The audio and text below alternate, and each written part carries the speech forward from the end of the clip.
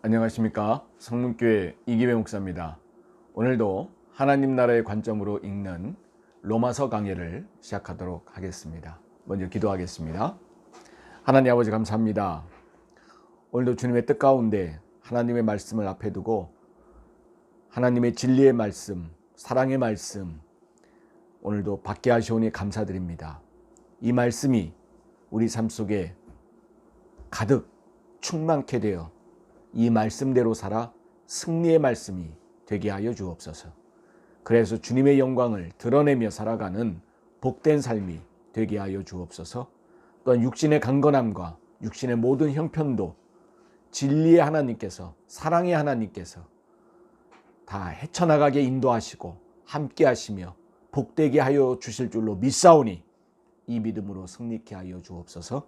이 시간 온전히 주님께 믿고 맡겨오며 예수님 이름으로 기도하옵나이다. 아멘. 오늘은 로마서 6장 12절부터 시작하도록 하겠습니다. 자, 우리가 저번 주는 휴강했었고요. 그 전주에 6장에 핵심되어져 있는 말씀은 죄입니다. 죄와 생명.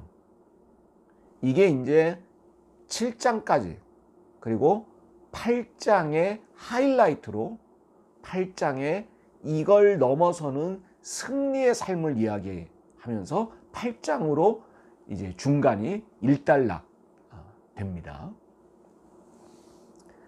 자, 6장은 뭘로 시작했냐면 그런즉 우리가 무슨 말을 하리요?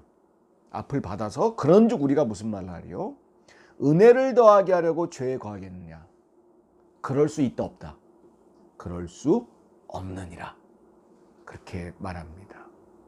죄가 있었기에 은혜를 알게 됐다는 거예요. 그 앞에는 5장에 보면 죄가 많이 지은 사람일수록 나 진짜 죄인이었구나 깨닫게 되고, 그래 이 하나님의 은혜 얼마나 좋은가 라고 깨닫는 거예요.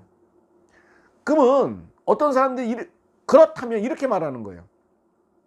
그 좋은 은혜를 받기 위해서는 그러면 죄를 일부러 져야겠느냐? 왜? 죄가 있는 곳에 은혜도 있다고 하니까 그럴 수 없다라고 이야기를 합니다. 은혜를 깨달은 자는 더 이상 죄를 지을 수가 없다는 거죠. 그 죄로부터는 이제 해방이 된 거예요. 그 죄를 다시 끌어들일 수 없다는 것입니다. 그래서 6장 11절에 이와 같이 너희도 너희 자신을 죄에 대하여는 죽은 자요. 자, 앞에 은혜를 입었기에 죄를 깨달았어요.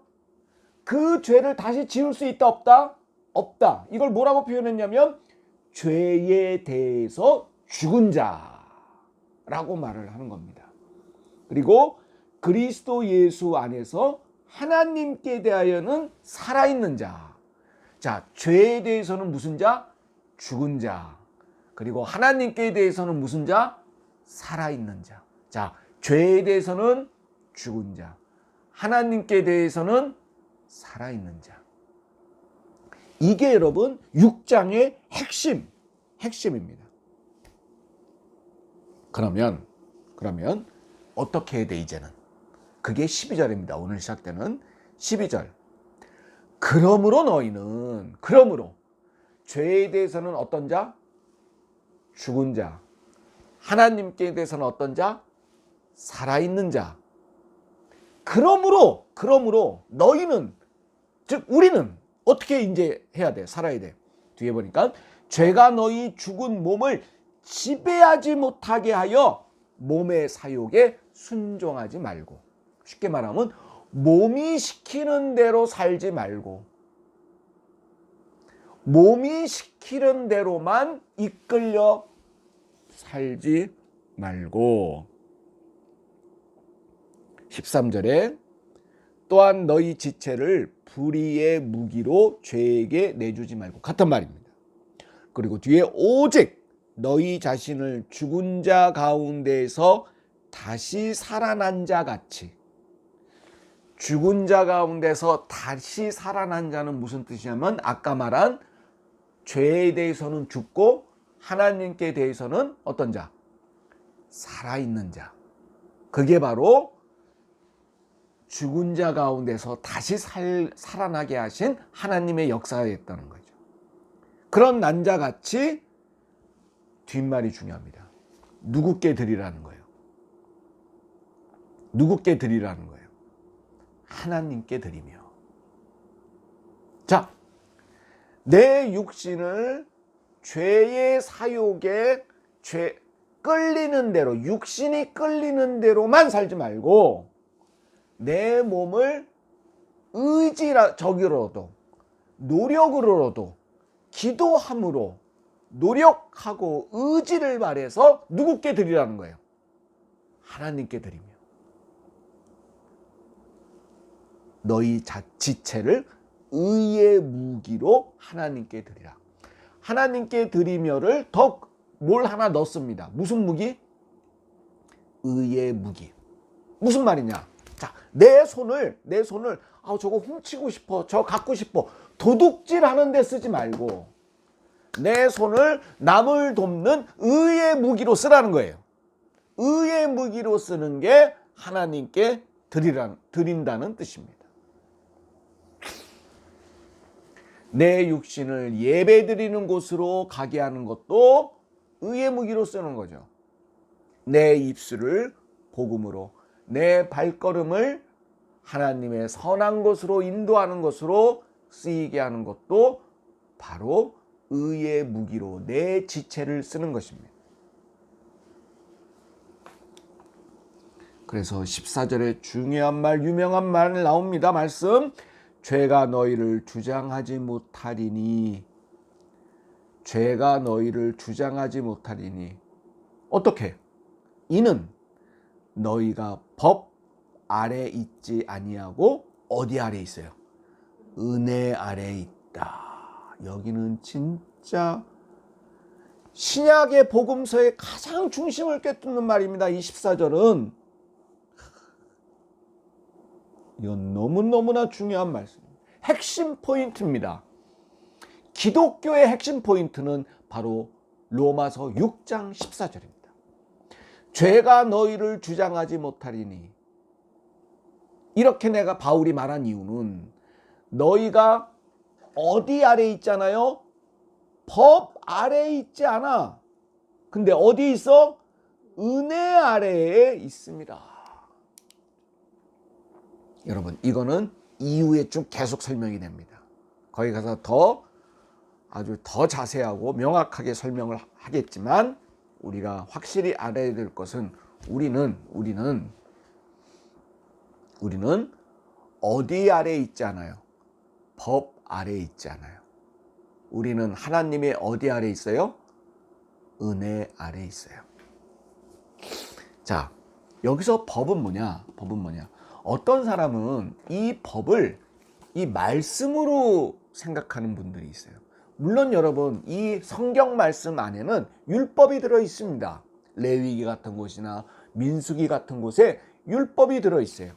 근데 여러분, 성경은 모두가 율법은 아니에요. 법은 아닙니다. 이 성경이야말로 은혜입니다. 하나님이 우리에게 은혜의 말씀을 주신 거예요. 은혜를 글자로 표현해 주신 거예요. 그게 성경입니다. 그래서 성경을 율법으로 안 그러고 말씀, 하나님의 말씀이라고 그런 것입니다. 여러분, 우리는 하나님의 은혜 아래에 있다는 얘기는 하나님의 사랑 안에 있는 것이고 하나님의 말씀 아래에 있는 것입니다. 이 법은 뭐냐? 법은 죄를 깨닫게 해주는 도구일 뿐입니다. 그래서 법 아래에 있는 사람은 뭐가 죄라는 것만 알 뿐입니다. 알 뿐이지 나를 선한 길로, 나를 하나님의 은혜의 길로 이끌지는 못합니다. 의의 무기를, 우리 지체를 의의 무기로 사용하게는 못 만듭니다. 알게 해줄 뿐입니다. 그래서 중요한 말이 이후에도 계속됩니다. 15절. 그런즉 어찌하리요? 그런즉, 즉 우리는 은혜 아래 있음을 알기에 어찌하리요? 우리가 법 아래 있지 아니하고 은혜 아래 있으니 죄를 지으리요? 그럴 수 있다 없다? 없느니라. 그래서 우리는 16절에 순종의 종이 되라고 말합니다. 너희 자신을 종으로 내주어 누구에게 순종하든지 그 순종함을 받는 자의 종이 되는 줄을 너희가 알지 못하느냐. 죄의 순종함은 죄의 종이 되는 거고 하나님께 순종하면 하나님의 종이 되는 거예요. 죄의 종으로 사망에 이르고 혹은 순종의 종으로 의에 이르느니라. 여러분, 사망에 이르는 게 좋은가요? 의에 이르는 게 좋습니까? 의에 이르는 게 좋죠. 그러므로 17절 결론은 그런즉 어찌하리요? 아까 15절에 17절이 결론을 내립니다. 누구께 감사하리요? 하나님께 감사하리로다. 왜? 의의 종이 되는 길을 가르쳐 주셨으니까. 그렇게 역사해 주시니까, 인도해 주시니까 하나님께 감사하리로다. 너희가 본래 죄의 종이더니, 그렇죠? 죄의 종이었어요. 너희에게 전하여 준 바 교훈의 본을 마음으로 순종하여 죄로부터 해방되어 의에게 종이 되었느니라. 그런데 이거는 사실이고 팩트예요. 그런데 우리 육신은 여전히 어디로 가려고 그래요? 죄를 짓기를 원한다. 왜? 19절 너희 육신이 뭐함으로? 우리 육신이 강해요, 연약해요? 연약함으로. 19절 너무 중요한 말씀. 너희 육신이 연약함으로. 우리는 여전히 왔다 갔다 하는 존재일 수밖에 없습니다. 그래서 여러분 바울도 이렇게 고백합니다. 이제 7장 중반 이후에 있지만 7장 19절에 뭐라고 말합니까? 7장 19절에 내가 원하는 바 선은 행하지 아니하고 도리어 원하지 아니하는 바 악을 행하는도다. 바울도 그렇게 고백해요. 하나님 때문에 우리가 육신으로만 죄의 종이 되지 아니하고 의의 종이 되고 순종의 종이 되는 길을 알려주시고 깨닫게 하시고 이끌어 주셨지만 여전히 육신이 연약하여 우리는 선을 행하기보다 악을 행하는 것을 우리가 깨닫게 된다는 것입니다. 바울이 말합니다. 그러므로 23절에 죄의 삭은 사망이요 하나님의 은사는 그리스도 예수 우리 주 안에 있는 영생이로다. 영생은 뭡니까? 영원한 생명입니다. 그럼 우리 죽지 않아요? 아니요. 육신은 죽죠. 육신은 죽으나 우리의 영과 영원히 하나님과 함께하는 것이 영생입니다. 그러니까 하나님 품에 이제 여러분 하나님 품에 있을래 떠날래의 선택권이 이제 우리는 없어졌습니다. 왜? 우리는 구원받는 즉시 뭘 선물로 주셨어요? 영생을 선물로. 근데 그 품 안에서 왔다 갔다 하는 거예요. 죄를 짓기도 하고, 아유 또 잘못했지. 회개하고 돌아오기도 하고, 연약해져서 머뭇거리기도 하고, 용기가 없어서 뒷걸음치기도 하죠.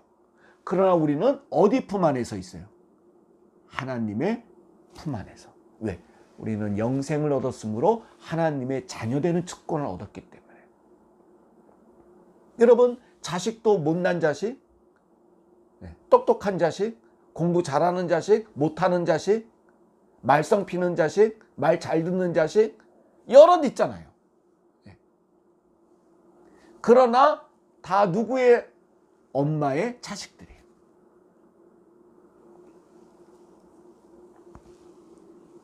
그 품을 떠나지 않는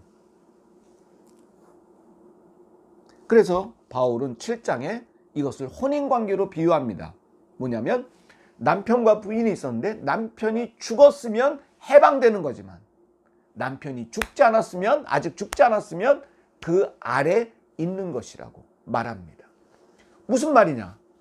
이 죄의 삭을 죽여야 그 율법 아래 있지 아니하고 해방된다라고 말하는 거죠. 7장 2절에 남편 있는 여인이 그 남편 생전에는 법으로 그에게 매인 바 되나 만일 그 남편이 죽으면 남편의 법에서 벗어나는 게 되는 거죠. 전제 조건은 뭡니까? 남편이 뭐 하는 거예요? 죽으면. 자, 이것을 6절에 이렇게 말합니다. 이제는 우리가 얽매였던 것에 대하여 죽었으므로 율법에서 벗어났으니 이러므로 우리가 영의 새로운 것으로 섬길 것이요 율법 조문의 묵은 것으로 아니할지니라. 말이 어렵지만 여러분 이런 겁니다. 제가 예를 들을게요. 자, 우리나라 헌법이 있어요. 형사법이 있어요. 거기는 뭐 사람 죽이면 뭐 몇 년 살고 도둑질하면 뭐 쫙 있습니다. 자, 우리나라 법에는 살인하라 그래요? 살인하지 말라 그래요? 살인하면 안 됩니다. 근데 여러분 지금도 살인사건이 일어나나요? 안 일어나나요? 일어납니다. 그죠? 네. 이게 무슨 말일까요? 여러분 법이 있는데 법이 있다고 법을 모두가 지킬 수 있습니까? 없어요. 법이 있다고 법을 어기는 사람이 다 없어집니까? 아니라는 거예요. 여러분 율법이 이렇다는 거예요. 율법은 나쁜 게 아니에요. 율법은 좋은 말 다 써 있어요. 그런데 율법이 종이에 그렇게 뭐 해라 뭐 하지 마라 적혀 있다고 그 사람이 율법대로만 살 수 있습니까? 없습니까? 없다는 거예요. 없다는 거예요. 그러므로 율법이 그 사람을 구원해 줄 수 있습니까? 없습니까? 없어요. 율법이 그 사람을 죄를 짓지 않게 만들 수 있습니까? 없습니까? 없다는 거예요. 그럼 목사님 뭡니까? 죄를 안 짓게 만드는 그 무엇이 내 안에 있다는 거예요. 그게 뭐냐? 하나님의 영이라는 것입니다. 그게 뭐라고요? 하나님의 영이에요. 자, 한 가지 예를 더 들게요. 아담이 있었죠. 아담이 있었어요. 하나님이 법을 하나 만드셨어요. 선악과를 먹으라 먹지 마라. 네. 모든 과일은 다 먹어도 뭐만 먹지 마라? 선악과는 먹지 마라. 그게 법이에요. 네. 계명이죠. 근데 아담이 지켰어요? 안 지켰어요? 안 지켰어요. 뱀이 와서 유혹하니 아담이 선악과를 먹고 말았어요. 자, 여기서 중요한 거. 자, 계명은 있었어요. 선악과를 먹지 말라. 아담이 알고 있었어요? 모르고 있었어요? 알고 있었어요. 근데 알고 있다고 아담이 죄를 안 지었나요? 죄를 졌죠. 자, 법은 이런 거예요. 법이 있다고 해서 혹은 법을 알고 있다고 해서 사람이 죄를 짓지 못하게 만들지는 못해요. 법이 있다고 법이 그 사람을 죄를 짓지 못하게 만들 수 없다는 거예요. 법은 이런 게 잘못된 거라고 알려줄 뿐이에요. 그럼 목사님, 그게 무슨 소용이나? 법은 아니요. 알면, 배우면, 교육받으면 죄를 질 확률은 더 많아질까요? 적어질까요? 적어져요. 그런데 거기까지예요. 적어질 뿐이지, 확률이 적어질 뿐이지 모두 죄를 짓지 못하게 만들 수 없어요. 그래서 이렇게 말합니다. 13절에 그런즉 선한 것이 내게 사망이 되었느냐. 여기 선한 것이 법입니다. 법은 선한 거예요. 선한 것이 내게 사망이 되었느냐? 그럴 수 없느니라. 법은 있는 것 자체로는 중요해요. 오직 죄가 죄로 드러나기 위하여 선한 것이에요. 그렇죠. 법이라는 거는 죄를 드러나게 할 뿐이에요. 이런 게 나쁘다고 적어놨으니 선한 그것으로 말미암아 나를 죽게 만들었으니 이는 계명으로 말미암아 죄로 심히 죄되게 하려 함이라. 즉 여러분, 아담이 선악과 먹지 말라는 계명을 어겼어요. 어겼기 때문에 그 죄가 심히 더 죄가 된 거죠. 무슨 말씀인지 아시겠죠? 그래서 바울이 명확하게 말합니다. 17절입니다. 7장 17절. 그 전에 먼저 이걸 봅시다. 7장 8절부터 11절까지 볼게요. 그러나 죄가 기회를 타서, 여기 기회는 유혹입니다. 죄가 있는데, 우리 안에 죄성이 있는데 기회를 탔어요. 누가 유혹하는 거야? 뱀이. 예. 그 아담 이야기를 예를 들자면 아담 안에는 이미 죄성이 있어요. 무슨 죄성? 계명을 어길 죄성이 있어요. 유혹받을 죄성이 있다는 말이야. 있었는데 그건 발현되지 않았어요, 아직은. 그런데 기회를 타. 왜? 뱀이 유혹해버린 거야. 기회를 타서 계명으로 말미암아 내 속에서 온갖 탐심을 이루었나니. 탐심이 뭐냐? 갈등이에요. 하나님은 먹지 말라 그랬는데. 먹지 말아야 되는데. 근데 너무 보암직하고 너무 먹음직해. 뱀은 먹으라 그래. 야, 하나님이 너 하나님하고 똑같이 될까봐 그런 거야. 먹으라 그래. 먹을까 말까. 탐심이에요. 죄가 기회를 타서 탐심이 되는 거예요. 이는 율법이 없으면 죄가 죽은 것임이라. 자, 율법이 없었다면 죄인지도 모르고 선악과를 뭐 했을 거예요? 먹었겠죠. 율법은, 계명은 선악과를 먹으면 죄라는 것을 일깨워줬어요. 그래서 갈등이라도 있는 거야. 무슨 말씀인지 아시겠죠? 9절. 전에 율법을 깨닫지 못했을 때는 내가 살았더니 계명이 이름에 죄는 살아나고 나는 죽었도다. 그 계명 때문에 이게 잘못됐구나. 그 죄가 나를 죽였단 말이에요. 10절. 생명에 이르게 할 그 계명이 내게 대하여 도리어 사망에 이르게 했어요. 자, 계명은 그렇게 하지 말므로 생명에 이르도록 하는 게 그 법의 효능인데, 그 법의 효능이고 그 지침인데, 오히려 내 안에 이 죄가 계명을 어김으로 죽음에 이르게 됐다는 것입니다. 계명 자체가 죽음에 이르게 한 건 아니에요. 내 안에 있는 죄성 때문에 그런 거예요, 사실은. 그래서 11절. 죄가 기회를 타서 계명으로 말미암아 나를 속이고 그것으로 나를 죽였느니라. 그래서 17절에 이렇게 말합니다. 17절. 이제는 그것을 행하는 자가 내가 아니요 내 속에 거하는 뭐다? 죄니라. 나쁜 짓을 하게 하는 것은 내가 아니요 내 속에 있는 뭐다? 죄다. 법은 이 나 밖에서 뭐뭐 하면 잘못된 거야 라고 말해줄 뿐 내 죄성을 사라지게 하지는 못해요.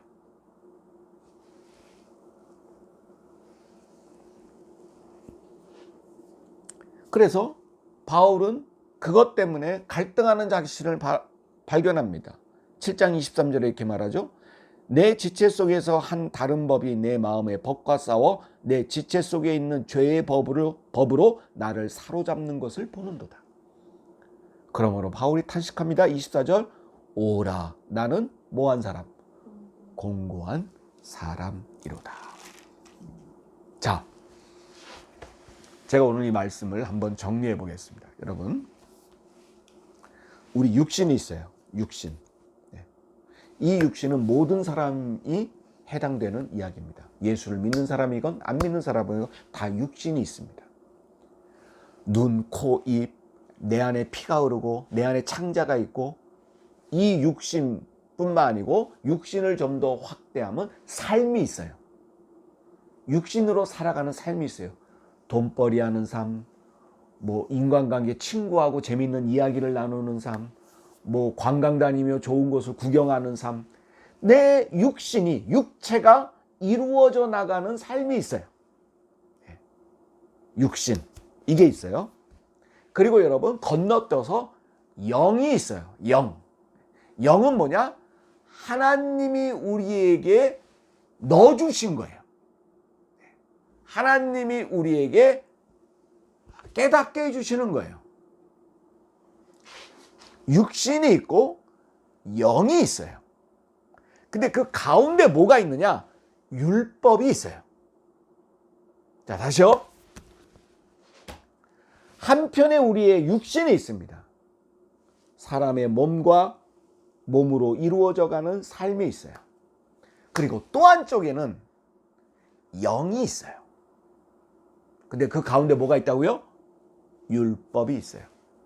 여러분, 육신은 육신의 생각이 있어요. 그렇죠? 네. 여러분, 생각 없이 사는 사람이 어디 있어요? 나 오늘 일찍 일어나서, 내일 일찍 일어나서 회사 나가야지. 내일 무슨 과제가 뭐지? 내가 내일 누구 만나기로 했지? 육신의 생각이 있어요. 영은 영의 생각이 있어요. 율법은 율법의 조문이 있어요. 그런데 육신의 생각으로만 머물다면 사람은 100% 짓게 돼 있다? 죄를 짓게 돼 있어요. 율법은 있지만 뭐뭐 하면 안 돼요. 뭐뭐 하면 안 돼요. 살인하지 마세요. 도둑질하지 마세요. 조문이 있지만 육신의 생각으로만 살면 지킬 수도 있지만 안 지킬 수도 있어요. 그런데 또 하나 우리에게는 하나님이 주신 무슨 생각이 있다? 영의 생각이 있어요. 이 영의 생각은 이 율법을 지키고 안 지키고의 문제가 아니고 내 안에 있는 죄성. 이 영의 생각이 없다면 이 죄성은 죄로 나를 끌고 가겠지만 영의 생각은 나를 하나님의 생각으로 끌고 가요. 물론 여러분 오해하지 마세요. 100% 그런 건 아니에요. 갈등이 있어요. 오라 나는 공고한 자로다. 그러나 여러분 중요한 것은 영의 생각이 육신의 생각을 이기게 돼 있습니다. 할렐루야. 이걸 우리가 믿어야 해요. 이게 믿음이에요. 다시 영의 생각은 육신의 생각을 뭐하게 돼 있다? 이기게 돼 있어요. 공고할 수는 있으나 이겨요. 그리고 회개하고 돌아올 수 있고 하나님 품 안에 영생을 누릴 수가 있어요. 이걸 확신으로 가지셔야 돼요.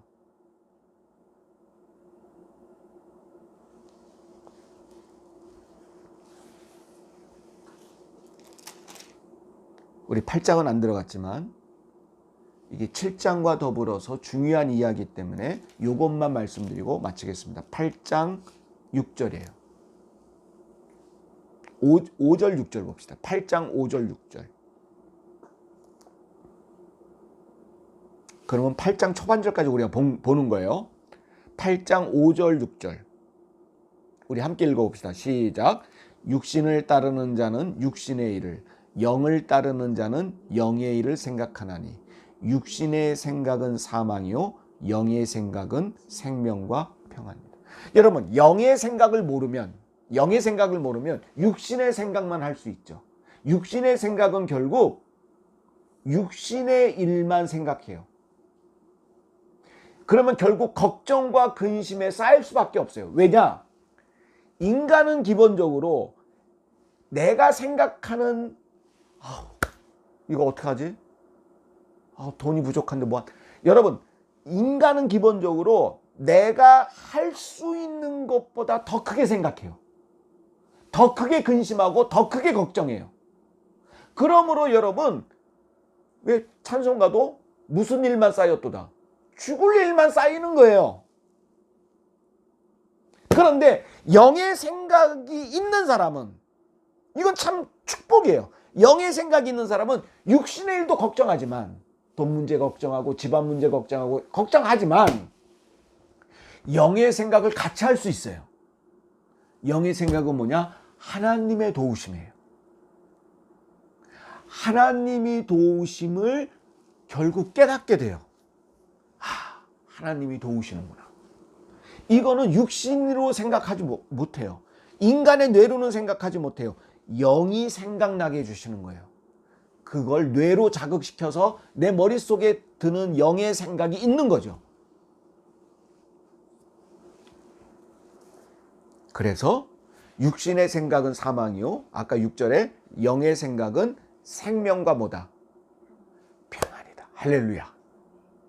영의 생각을 해야 평안해집니다. 결국은 걱정과 근심도 있죠. 있는데 왜? 여러분 육신으로 살고 있잖아요. 어차피 이 껍데기 자체가 그렇게 생겨 먹었어. 그러나 우리에겐 영의 생각을 할 공간이 생긴 거예요. 그러므로 이게 막 갈등 일으키다가